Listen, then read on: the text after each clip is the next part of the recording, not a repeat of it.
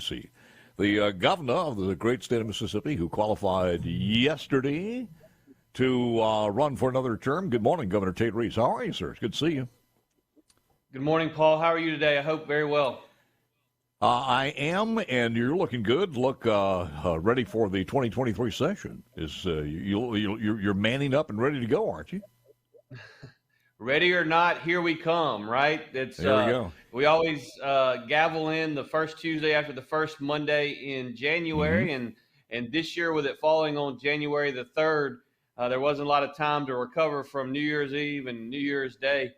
But we had the legislature back in yesterday. I was at the state capitol, and the three members of the House and the three members of the Senate came and made it official that they were back in business. And so now we have a lot of work to do before us over the next 89 days.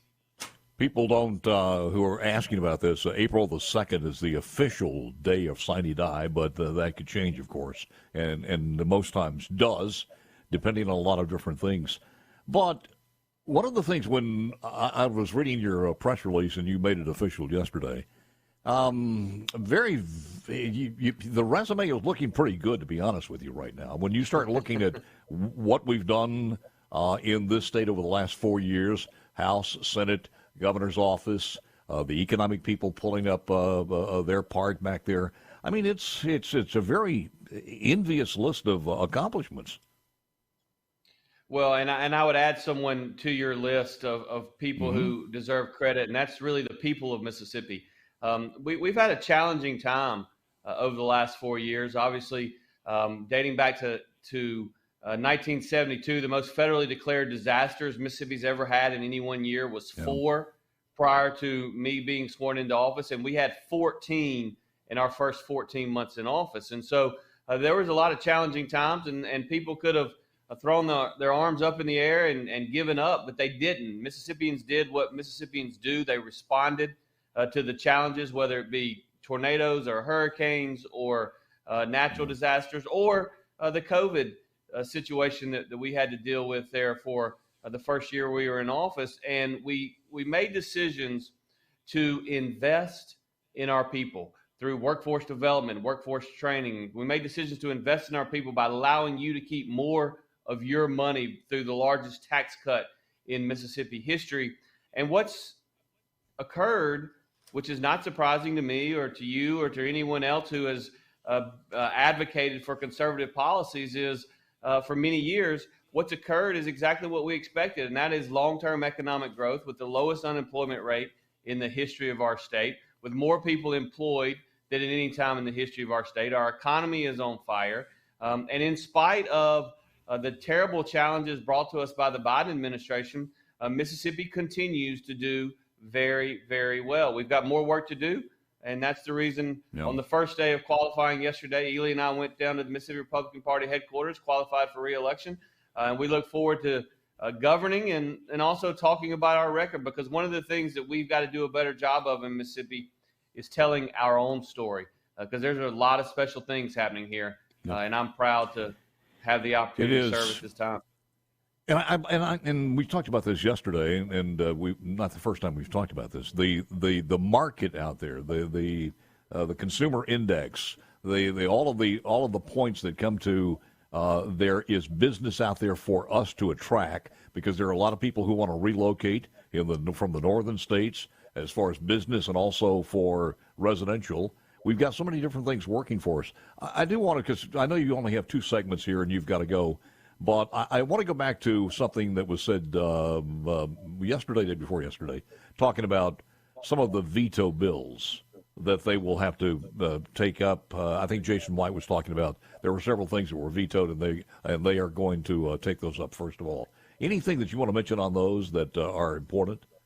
Some of the bills that were vetoed last year. I would just simply tell you that one of the responsibilities of the governor is to ensure that spending that really should not occur, the millions and millions of dollars on golf courses, for instance. I don't think Republicans across Mississippi want our legislature to be spending their money on golf courses. They'd rather be allowed to keep more of their own money, and so they can spend it in their own communities.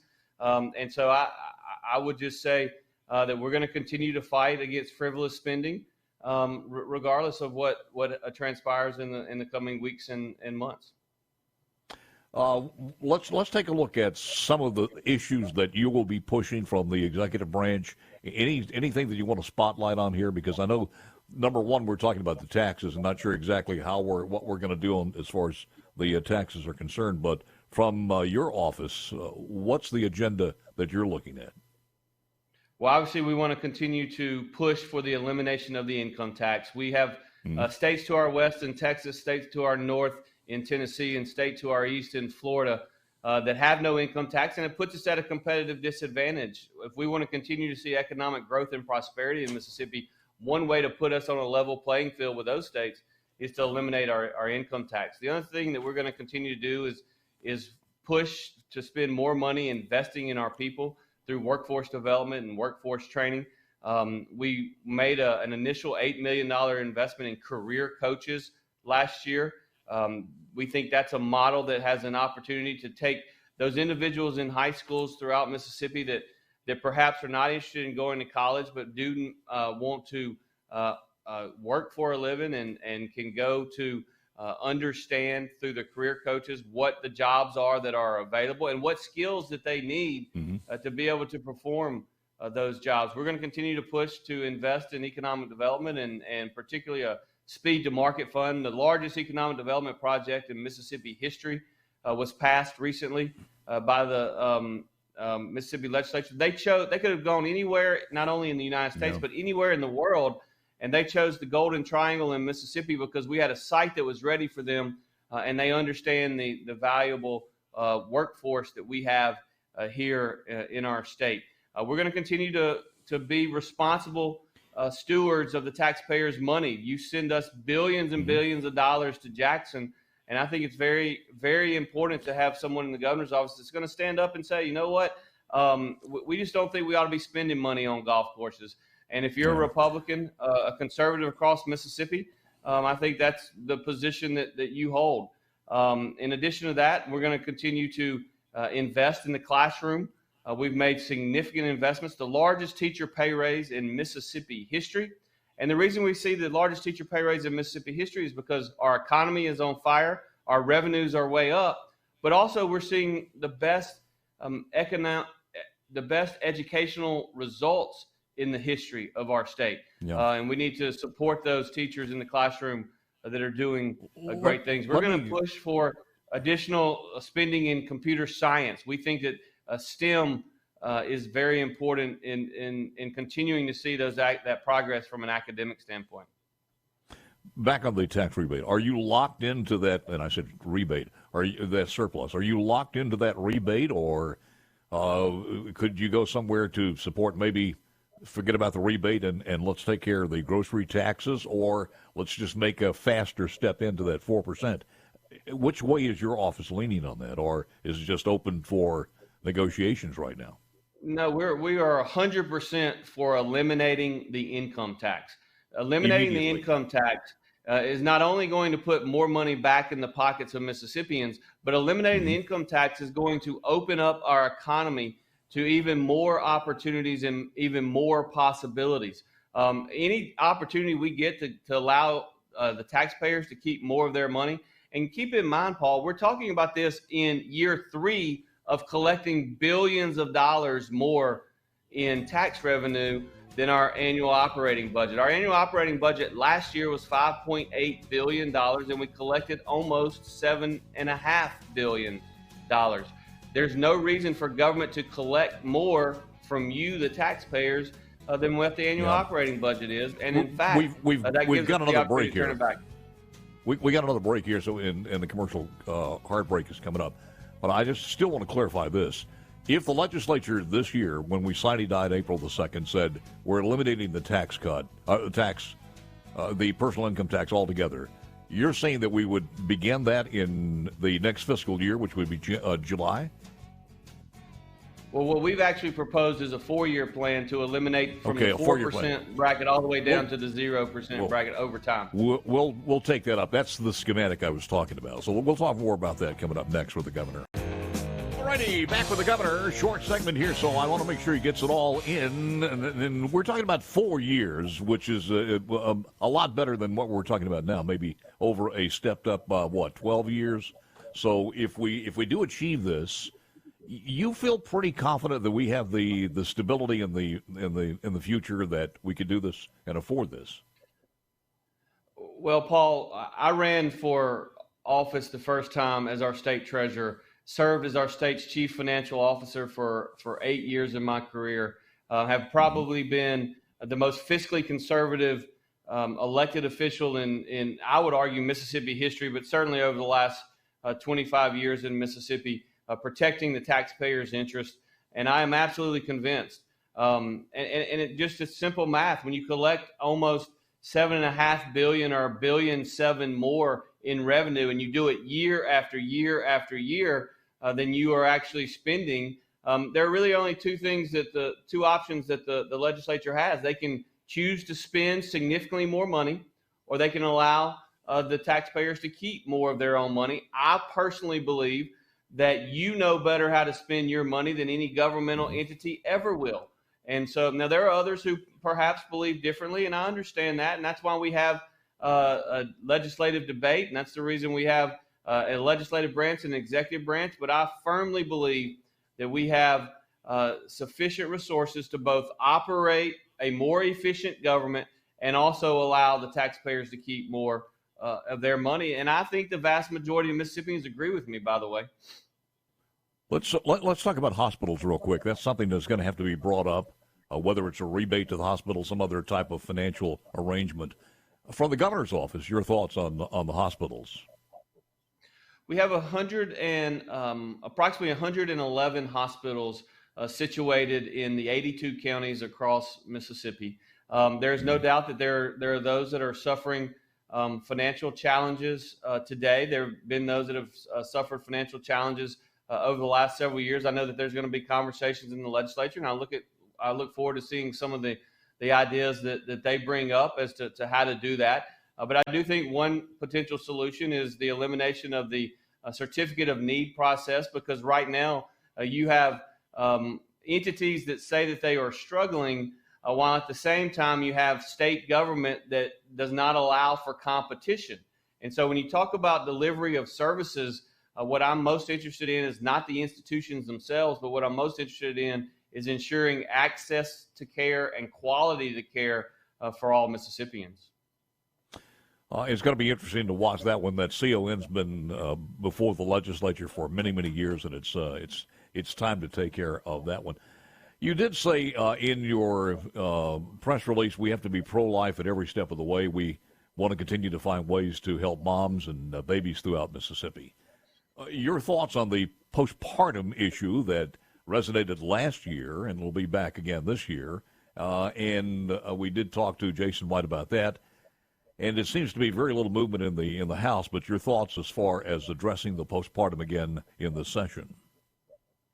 Well, let me just begin by saying, Paul, that I am exceptionally proud of the state of Mississippi. I believe the biggest win in the conservative movement across America in my lifetime, and I'm just shy of 50 years old, has been the overturning of Roe v. Wade by the United States Supreme Court. Protecting life in Mississippi and across America is something that we fought for many years, and I'm so proud to be a Mississippian and proud that Mississippi led the way.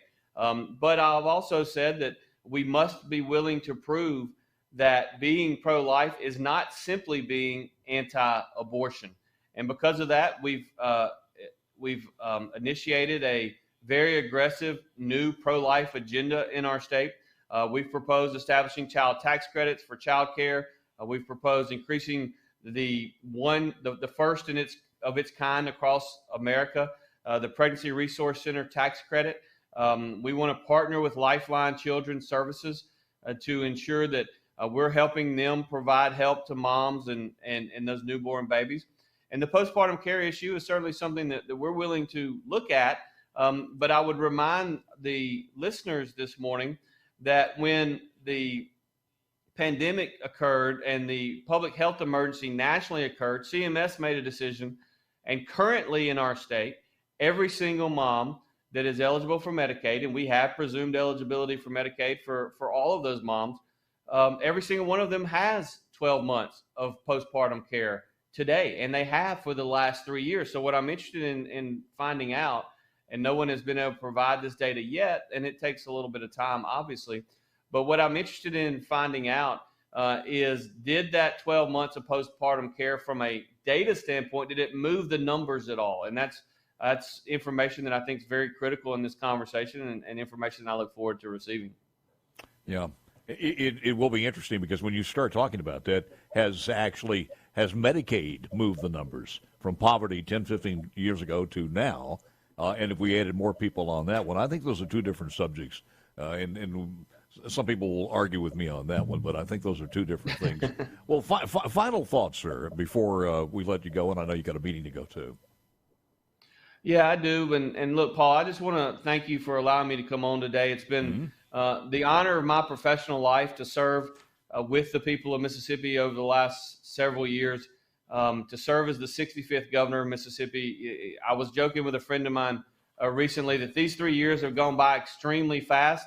The old saying that the days are long, but the years are short, are certainly applicable in this instance. But I believe we're making tremendous progress as a state, and I look forward to working with people of all across all geographic regions of our state to make Mississippi an even better place to raise a family. Is the phone still ringing? How, as far as the economy and the economic possibilities out there are? I know we had that big one that you alluded to as far as Columbus is concerned, but talking to some people, the amount of prospects out there that are inquiring are still, the phone's still ringing pretty good. I spend a lot of my time every day working on recruiting business and industry into Mississippi. I believe when virtually every single one of the challenges that we face can be fixed by more people having better and higher paying jobs. And that's what we do all day, every day. And yes, the phone is continuing to ring. There's no doubt that there is some concern nationally because of the high inflation caused by the Biden administration. That is certainly giving us a bit of a headwind. But there's also a lot of optimism about what's going on in Mississippi. They saw the way in which we reacted to the pandemic. They saw that our people were willing to get up and go to work. And CEOs around the country thought, I'd like people like that working for me. And that's something that's really put us in a good position. We had almost $6 billion in new capital investment announcements in 2022 alone. And we want to keep building on that momentum. Well, finally, I know the thing that you miss the most has got to be those press conferences with the Department of Health. And I know you miss those.